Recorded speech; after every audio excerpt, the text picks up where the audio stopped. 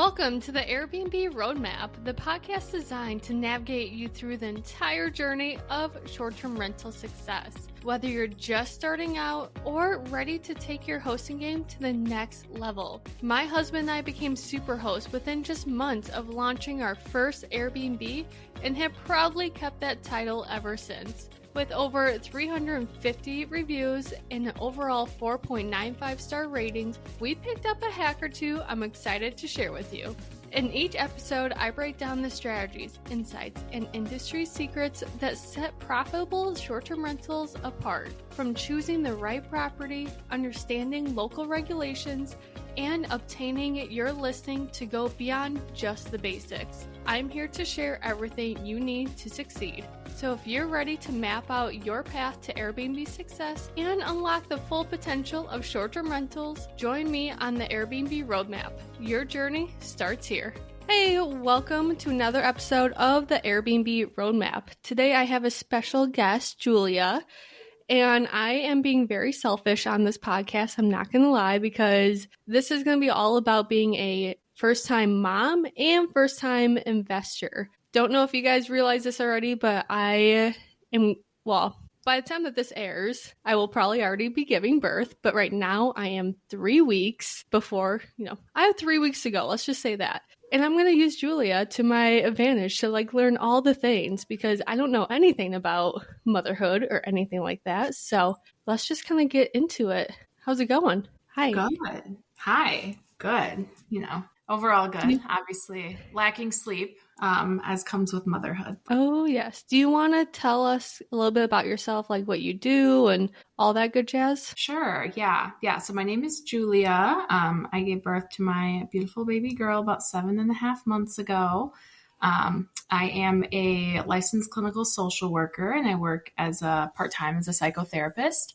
And then my husband and I also obviously own a short-term rental property that we've had for a little over a year, almost a year and a half now. So I met Julia through her husband.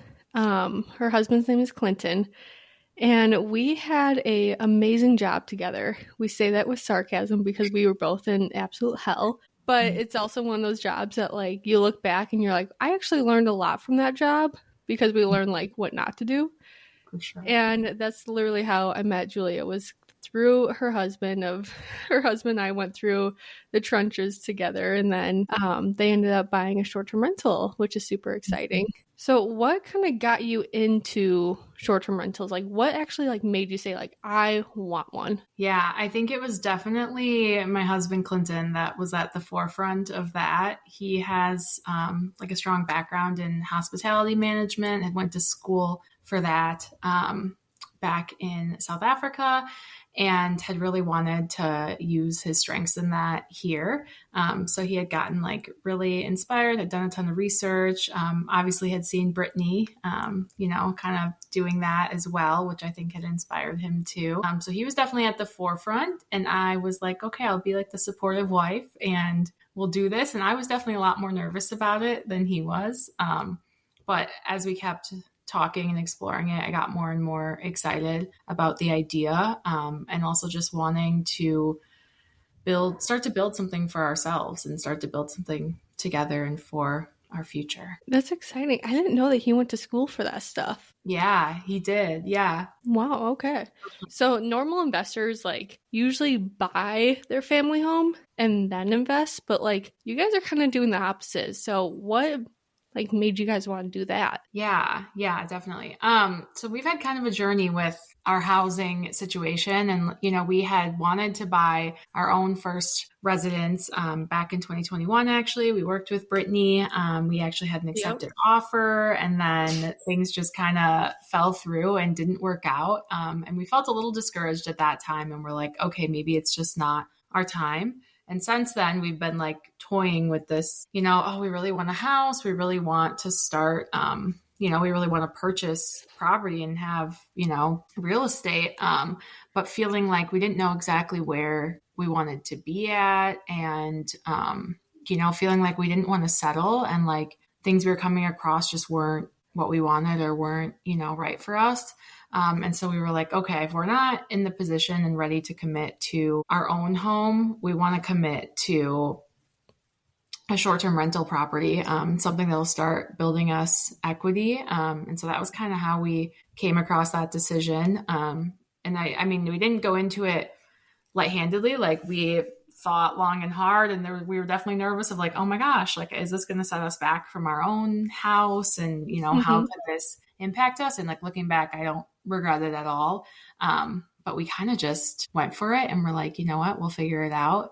And I think now I'm glad we did too, because now that we have a child, we have a lot more to think about when purchasing our own family home, and like school district and neighborhood and just so many other considerations that had we bought before when we didn't have a baby or years ago, we may have been in a different position. So yeah, I feel like when people purchase a home, like if they don't have kids, they don't really care about the school district or anything like that. But once you have a baby, you really kind of hone in on like the location, the school district. Is there a yard for the baby and all that stuff? And I've seen it so many times where like first-time home buyers, they will buy a house that just doesn't even make sense for a child. And then they get a child and they're like, oh, now I have to move again and all that good stuff. And I was like, when you guys said that you wanted to buy a short-term rental, I was like, all right, I love this, that you guys are just going into like the deep end of purchasing a property that's also an investment property, because it's a lot to take on for sure.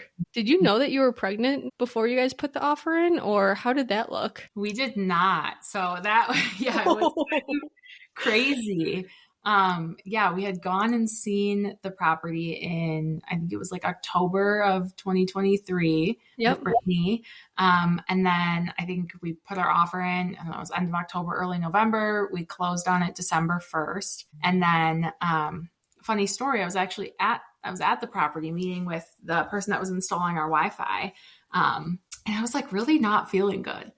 Our place is like a cabin. It has this really nice like wood smell that I usually really enjoy. And I was like, my gosh, this is making me sick. Like I'm feeling so nauseous. I had like a bubbler drink that I usually love, and I was feeling sick, and I was just so off. And I remember on the drive home, I was telling Clinton, like, I just am not okay. Like I really don't feel good. I don't know what's wrong with me. And then like a day or two later, on December 23rd, we found out that I was pregnant and we were expecting. So we were like, whoa, okay, this is kind of a lot to take on right now. But we were excited and we were ready for it. Just gave me chills, because that's kind of how we found out that we were pregnant. I was at volleyball and I was drinking a White Claw. And I was like, not really about the White Claw. And I'm usually like a White Claw chick. Like I'm that person. Right. And I drank like half of it. And I was like, God, like I just don't really want this right now. And that was not like me. So then I texted Clay and I was like, hey, like I don't want to like get you like super excited, but I am late. And like we were trying at the time, so it's not like a huge surprise or anything. I was like, I am late, and this White Claw is just like not really going down like they usually do. And when I got home, he already went to Walgreens. He got like the pregnancy sticks.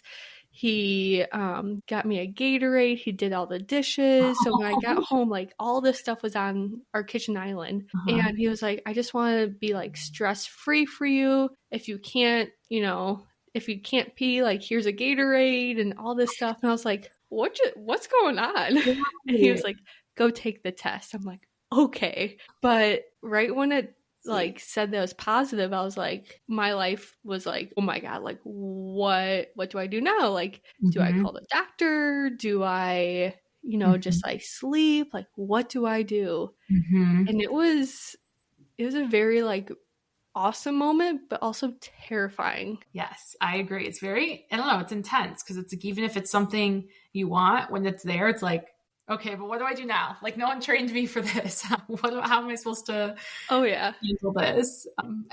You just think about like how many changes and like different things will happen in your life that are all like really great. But yeah, you have a lot on your mind then at that moment. Absolutely. And like we want kids, obviously, because like I'm pregnant, like we want this. But like once it turned positive, I was like, oh shit. I was like, Uh-huh. here we go. Am I actually ready? Can I be a parent? Like, Yeah, exactly. Kind of like the self-doubt. yes, Did you absolutely. guys do renovations while you were pregnant? So we, another thing with our property, we got really lucky that it was pretty much like a turnkey place. Like it came fully furnished. We had some things to update, like we did install the hot tub, and we switched out like just some of the decorations and furnishings and things, but we didn't have to do much, which was really nice That's because nice. yeah, it would have been harder to do all of that while pregnant and preparing for our own So stuff. by the time that you guys launched, how far along were you? We launched in April, so I was about 6 months along. Okay. Yes. Yeah. So far enough to like, you were probably hurting a little bit Yeah. of being like, I just need to like get this launched and Yes. start relaxing. Yes. Yeah. And I was really thankful for Clinton. I mean, like I said, he's kind of always been in like the driver's seat of this adventure for us, but he also just really like took over when I couldn't, or like, they talk about the brain fog when you're pregnant and when you're a mom, and like it's so Mhm. real. And sometimes it feels hard to focus on anything except, oh my gosh, I'm pregnant and I'm having a baby. And like, so I felt like there were ways I couldn't be as present with the Airbnb as I wanted to be because I was like so focused on that. And he really like stepped up and like met me where I felt like I was like not contributing as much as I could have. Oh, I have that's to awesome. him. That's good to hear because, like, well, as you know, like, we're renovating a cabin right now. And our renovations are, I don't want to say that they're very intense, but it's a lot of painting and the furniture assembling is a whole nother thing. Like, we got all of the furniture delivered to the house, everything came in boxes. We then had to like get a U-Haul, go up to the cabin, and just start assembling. Oh god. And I never knew how hard it was to like go up and like get on like the floor and then get up from the floor and then Ah, this and that. And I am one of those people that I'm strong-willed. So like Clay was like, "Hey, like you need to take it easy." I'm like, "I'm fine. Like let's just get this done." right. And then at the end of the day I'm like crying cuz I hurt so bad, and Mhm. now he doesn't let me go up there, which I'm kind of thankful for because I'm Right. like, yeah, it's probably for the best, bud. Right. Managing short term rentals can be very overwhelming, but it doesn't have to be. That's why I use Hospitable, my go to property management software program.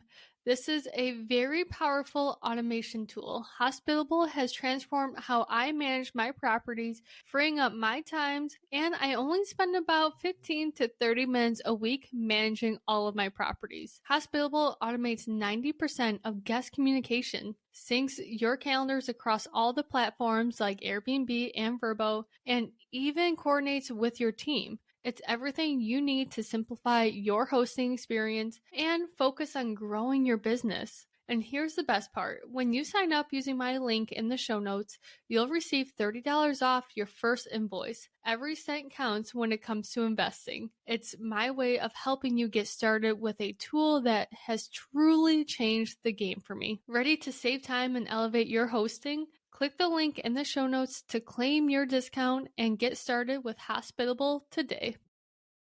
So then, what is you and Clinton's role with the Airbnb? Are you primarily like the operator, or how does that look? Yeah. Yeah. So we're primarily just kind of managing, the listing, accepting bookings, responding to guests, things like that. We are really lucky that we have a really great team of cleaners, someone that maintains our hot tub. So we've really kind of built a good team and a good foundation there, and they'll, update us, let us know if they see anything that might need attending to. If something's running low, we restock everything. And we try to get out there personally like twice a month just to check Oh, okay. on how things are, check on the property.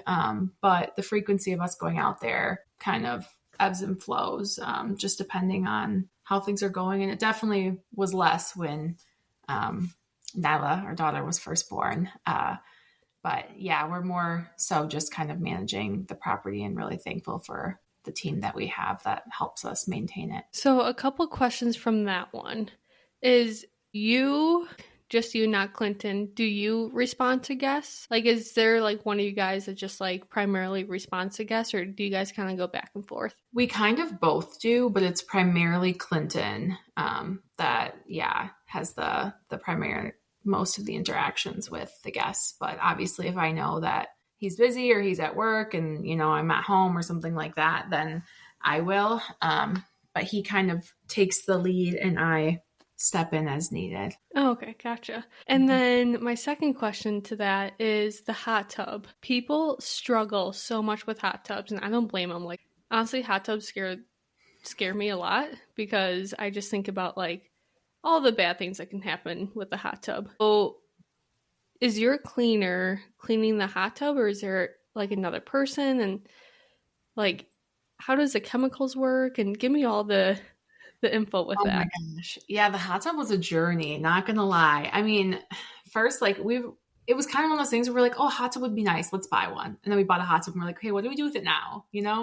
And we had to like pull electricity from the house. My grandpa and my dad and Clinton spent like a whole day out there setting it all up. I don't even know all the terms of what they all had to do, but it was pretty intense. And then we definitely had to learn about balancing the chemicals. And at first we were trying to take care of the hot tub on our own. So trying to like go out and clean it as often as we could.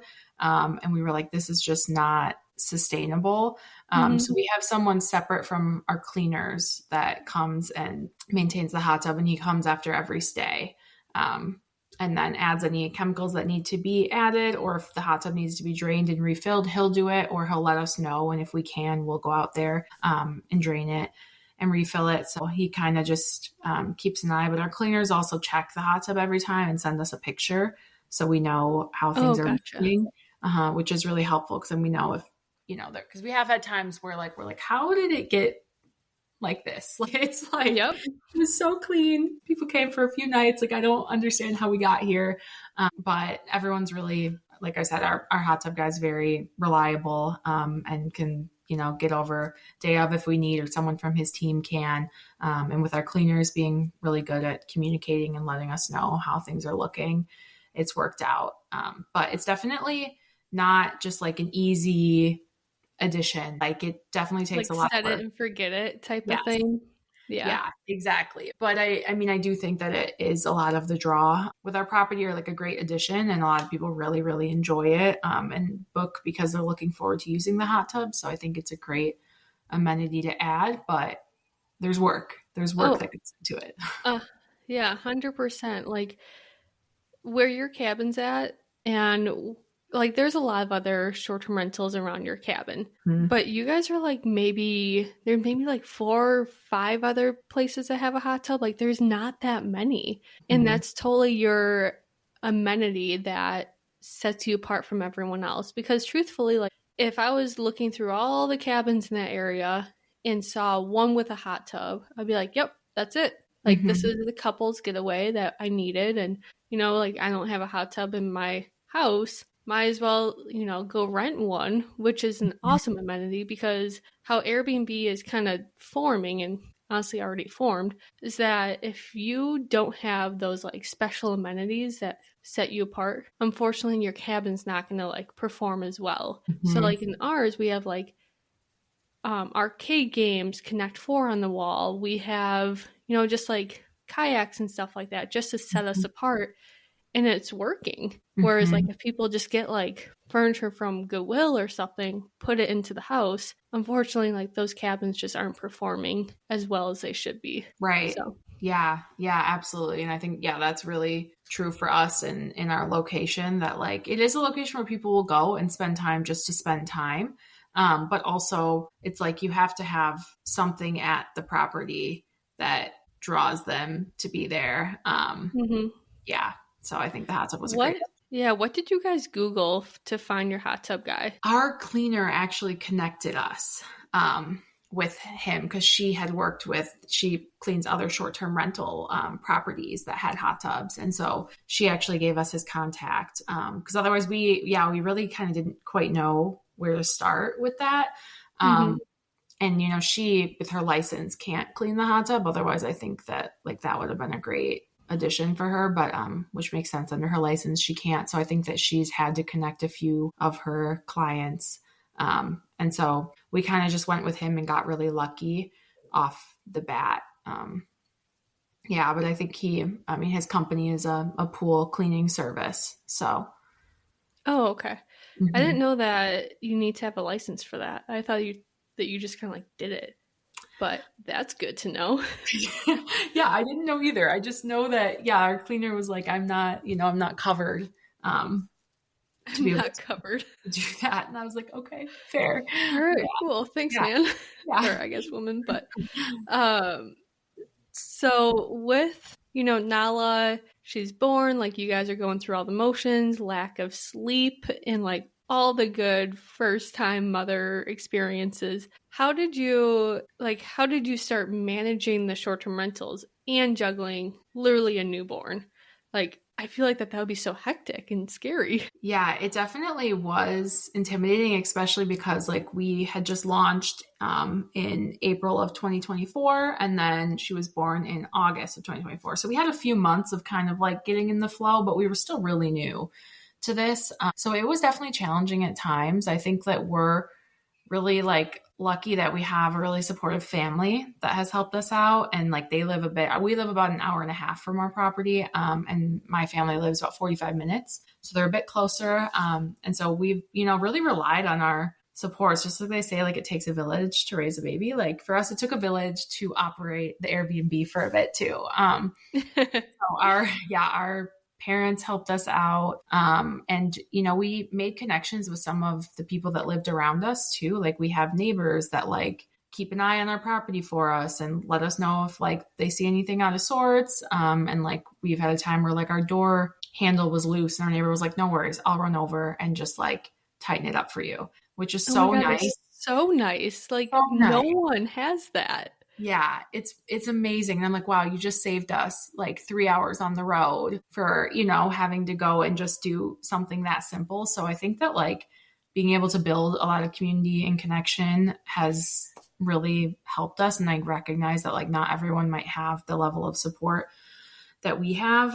But I feel like that made such a difference for us because it allowed us to be more present and just like at home and just be able to really like focus on our baby and, ourselves and just kind of this new chapter of our lives. And we definitely like did as much preparation as we could ahead of time, like really made sure things were stocked up at the cabin. So we wouldn't have to be going out there to restock things, really ordered extras, ordered new things of anything that might need to be replaced. And again, had good communication with our team too, of like cleaners and the hot tub cleaner as well. So just kind of all of our supports were in place. So did you feel like that, like, because guests will message you no matter what, like questions, check-ins, inquiries, like all that stuff. Did you feel like that you were kind of like missing anything? Like you just kind of like didn't reply to someone because you guys were so tired? I keep on saying tired because that's like the one thing I'm like freaking out about is my sleep. But yes. Yeah. And no, I mean, you will be tired, but you kind of just you're in like survival mode, like you get through it because you have to. But I think like, honestly, we were able to respond pretty well to the guest message between the two of us. I was also lucky that my husband was able to take almost a month off of work. And then I had a full 3-month maternity leave. So even though that's nice. Yeah, we were busy with the baby, but he had the month off and I had the 3 months off. So I think like between the two of us and since we both handle messages, we were able to get responses. And I was up, at all times of the night. So someone messages you at like 2 a.m, I'm like, oh, all right, well, here we go. So yeah. I'm always in bed by like 8:30 or 9. And I always laugh whenever someone texts me or like does an inquiry at like 11:30 or midnight. And I'm like, why aren't you in bed? Like, why are you scrolling on Airbnb? And then I'm like, duh, like not everyone wakes up at like 4:30 or 5 o'clock. Right. Like I go to bed like a grandma. Like that's just my schedule. Yes. And I think it kind of worked out naturally like that too, of like, obviously we were both just trying to sleep when we could, like during the earlier days and like the newborn stage, but also like my husband is more of the night owl and I'm usually up early with the baby. So I'm like, between the two of us, one of us is going to see this message and get back to it. So that part wasn't as bad as I had thought that it might be, or wasn't a challenge. Gotcha. So how old was she when she went to the cabin? I assume that she's already been there. Yes, she has. I think she was 2 months old the first time that she went, because we were like, well, we have to get out there. We have to get this done. We don't have a choice. And so, yeah, she has taken a few trips with us and, you know, we've gotten some things done. And that's been part of it too, of like, there are times where it's like, all right, we're just all getting in the car and we're all going to go and we're going to try to time it with a nap and like throw her in the baby carrier while I'm at the cabin and she's happy as can be, and just kind of get things done. So there is a level of like just being flexible, and just kind of going with the flow and taking things as they come. So yeah, she hasn't gotten to like have fun out there yet. I mean, okay, she's also like 7 months old, but still she hasn't, gotten to have fun out there yet, but she's put some work in at the cabin. So that's awesome. Do you feel like that, since you do have a baby now, you look at Airbnb a little differently of like, should I have a pack and play in my cabin? Should I have baby utensils and stuff like that? Like, do you guys have any of that stuff at your cabin? And if not, then are you thinking about it because now you have a little one that would be convenient for other people? Yeah, absolutely.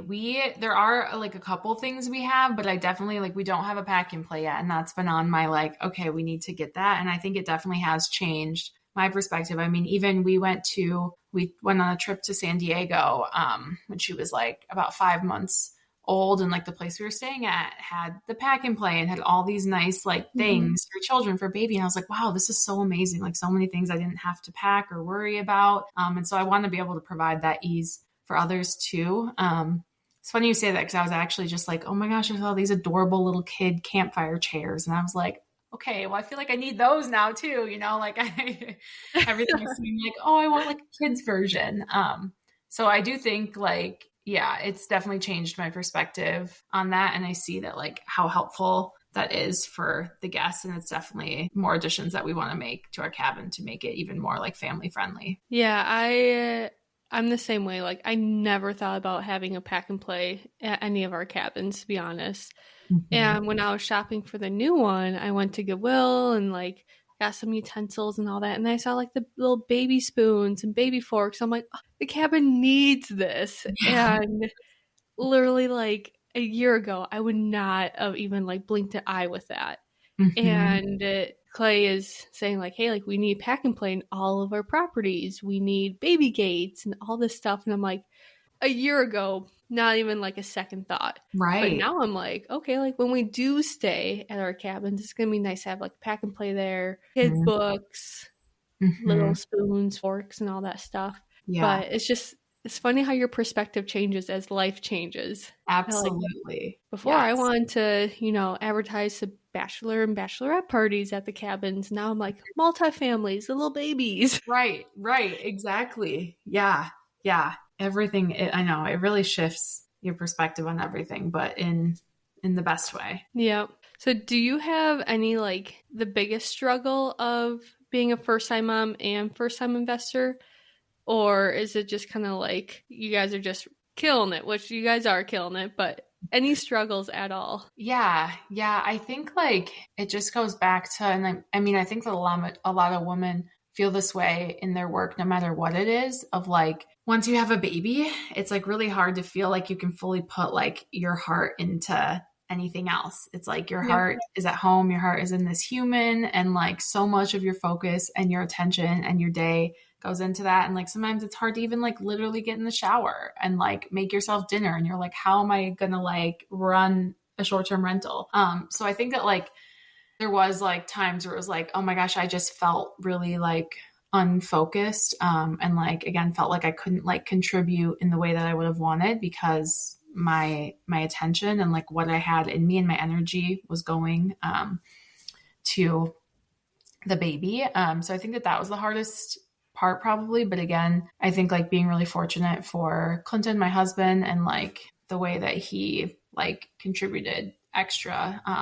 And obviously he was still very present at home and like great with that, but he definitely like was able to kind of pick up more of the stuff with the Airbnb. And I think the other struggle is like, yeah, just not having the flexibility that you once had when you're just like this free adults with no children and you can just literally do what you want whenever you want. Like it's a big change of like, oh, okay, like, yeah, we need to go out to the cabin and get this. But like once he was back at work, you know, he's working 40 hours a week at, you know, his primary job. And just because I'm on maternity leave doesn't mean it's easy to like run out to the cabin with the baby and then you're breastfeeding. And like there's so much more planning and thinking that goes into things. So I think we had to be a lot more intentional just with our planning and like try to limit as much of like these sporadic kind of trips or things that came up at the cabin that we could. But again, at the end of the day, it is what it is. Having any kind of home, whether it's your Airbnb or your own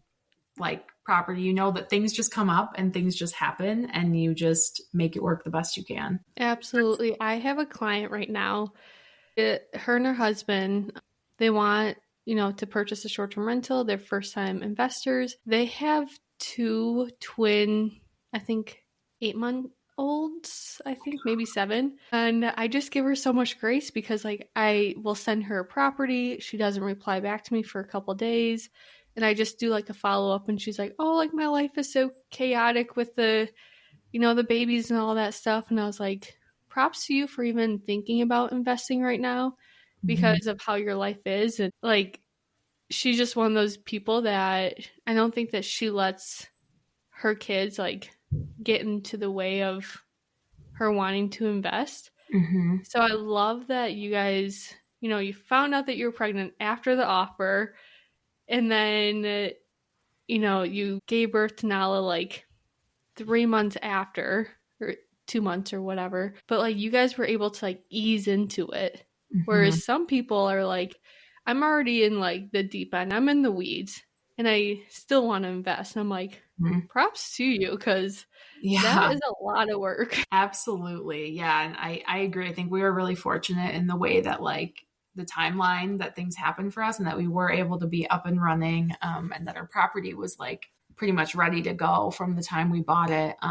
So that definitely helped. But yes, props to that mama, especially having twins. That is no joke. But yeah, I think I mean, at least I guess I can only speak for myself of like part of though that what continues to drive us and like makes you want to do those things is because you want to provide a good future for your kids. So like, you know, that's kind of the motivating, the driving factor is to build something for not only yourself, but your family and your future. Yeah. And that's a good segment into like, are you guys thinking about using this property to like kind of build her future, like taking the equity from this property to pay for like, let's say like her college down the road if she goes to college and stuff like that? Or was this just like maybe buy another one? Like what's your plans? Yeah, I think we definitely want to expand our Airbnb portfolio in the future. I don't know exactly when or what that will look like yet.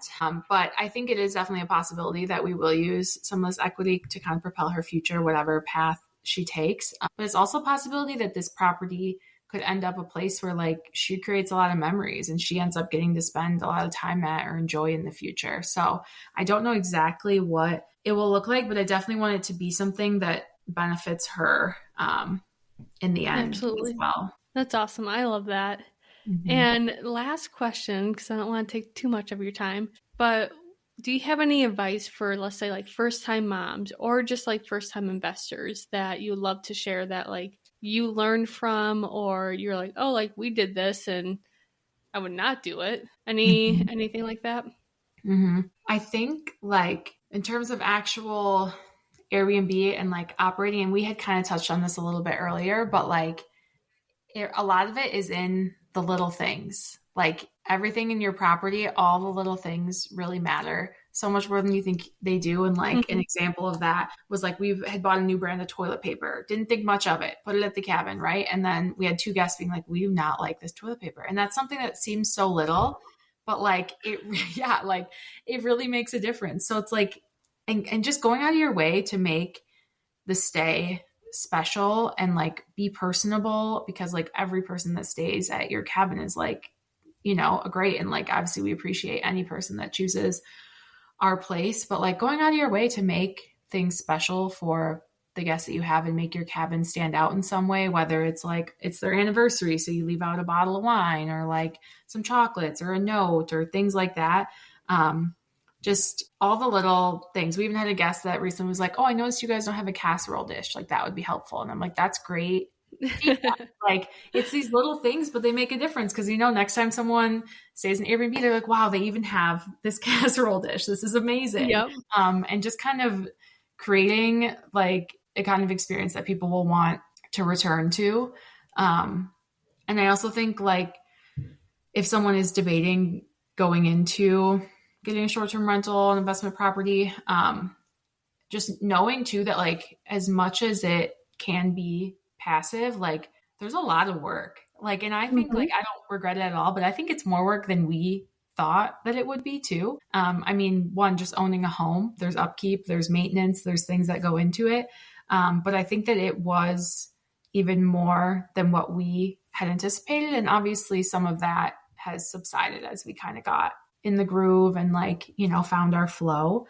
But just know that you have to be flexible. You have to be willing to like learn, and like all of a sudden you'll find yourself doing something that you're like, I have no business doing this, but I Googled it and I know how to do it now and we're going to get it done. Yep. So I think just that as well. And as far as for being a mom, just have grace with yourself. I know it's cliche. I know everybody says it. But you know, you do the absolute best that you can, and your best is enough. And just be kind to yourself, have grace to yourself, enjoy every single moment, because it really truly does go so fast. And again, I know it's cliche and like you're going to be in those newborn trenches and it's going to be hard, but you will miss it. Like you, even now I'm like, oh my gosh, like I miss that so much. And I'm like, do I though? Like you know, so yeah. Yeah. I love that. Cause like, I know well, even like with my real estate business, like it's taking off. Not like it's taking off. It's always been good, but like it's better and better and better. I feel like every single month. And in my eyes, I'm like, okay, when I do have our child, I do not want to be on my phone all the time. And with Airbnb, like, yes, I have all the automated messages, but there's still messages that I respond to. And I just have to keep on reminding myself of like, okay, when she comes, I need to be present. I cannot be on my phone. I need to change some of my lifestyle habits to be in the moment, because there's so many moms that tell me like, it's going to fly by. And then you're going to look back and like wish that, you know, you would have spent a little bit more time here or there, or be present a little bit more. And then that's like making me think about my business now of like, okay, I have 3 more weeks until the due date. What can I do now to like help myself out pretty much? Yes. Yeah, absolutely. And that's another way I think I was fortunate of I was working a full-time job when I was pregnant, and then I transitioned to a different position when I was on my maternity leave that's now part-time. So I think that has helped to have like, it's hard to be like a full-time working mom, a property owner, you know, have all this stuff. So I recognize that like, you know, a position where you have some more flexibility allows you to be a little more present. But like, yeah, also remembering that like this time does go so fast, and the days might feel long, or like there might be moments where it feels long, but like in the scheme of their life, you know what I mean? Like it's so short and it goes so fast, and it's short. Just cherish it because it's amazing. Like they do something new every day. There's something exciting every day. There's something special about every day. So I love that. So how can people find you if they just have questions to ask you about like being that first-time mom and first-time investor and managing that? Like where can they find you and ask you questions? Yeah. So we have an Instagram page for our property. It is Ubuntu House _ Wisconsin. So that is UBUNTU HAUS_WI. So you I can was find just us about to there. ask you to spell that. Yeah, I was like, I know no one's gonna.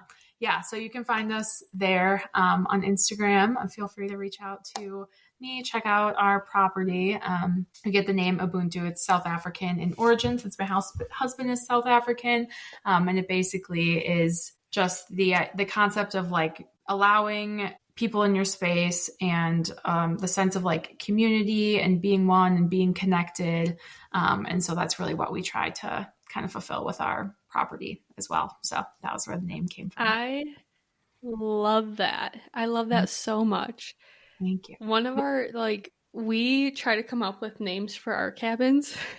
And I'm just geeking out because, like, our third one, I have no idea what to name it. I'm like drawing a blank. Well, our LLC name is Big Maple, and Maple's our dog's name. So Clay put on the Wi-Fi Maple's House LLC or something like that. And I'm like, we can't have this be like the cabin name, like Maple's House or Big Maple. Like, no.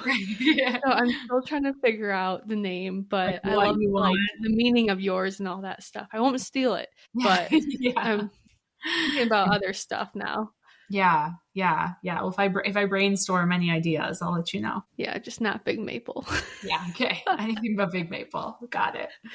Big Maple. All right. Anyways, thank you so much for popping on and answering all my questions and kind of helping me figure out what to do with, you know, giving birth and all the good jazz. Because I'll admit, like, I'm terrified. I've never been in the hospital before, so it's gonna be great. It's gonna be a good time, guys. And I will say I had a very, very positive birth experience, which I know you don't always hear about the positive ones. So if you want to know more, you know where to find me. But it was very positive, and so I can give you some I don't know, some comfort and some hope there. I love that. Yeah, everyone likes to share the scary stuff, and I'm like, thanks. Yes, but I'll definitely pick your brain about the positives because people don't tell other people about positives. Unfortunately, they always like to tell the negatives. Yes, for sure. Alrighty, thank you so much for popping on and let me pick your brain. If you have any questions for Julia, definitely reach out. If you have any questions for me, you guys know where to find me, the Airbnb Roadmap Podcast. I just kind of butchered that. The Airbnb Roadmap Podcast on Instagram. And then also, you guys know all the places. So till next time, we will chat with you later. Thanks for joining me on the Airbnb Roadmap. If you're loving these episodes and want to keep the conversation going, be sure to subscribe, leave a review, and share this podcast with someone who's ready to dive into the world of short-term rentals. Got a question or topic you would love to hear about? Reach out. This podcast is all about learning and growing together. And don't forget to follow me on Instagram, the Airbnb Roadmap Podcast, for more tips, tricks, and behind-the-scene insights. Until next time, here's to turning your short-term rental dreams into thriving realities. I'll see you back here soon.